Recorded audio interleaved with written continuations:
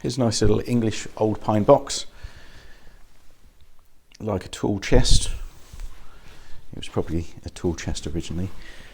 And it has a carrying handle on both ends.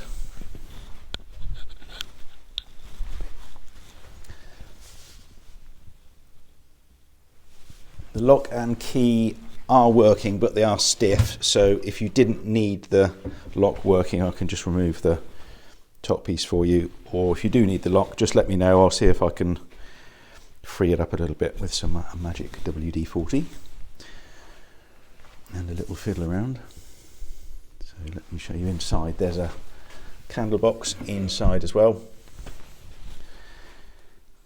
and these nice original old hinges.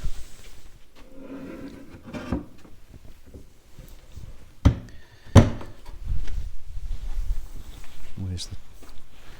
oh, I've left the ticket up here.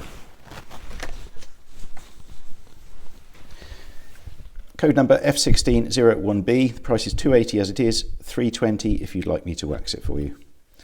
The height 18 inches, the width 31, and the depth, that's front to back, 16.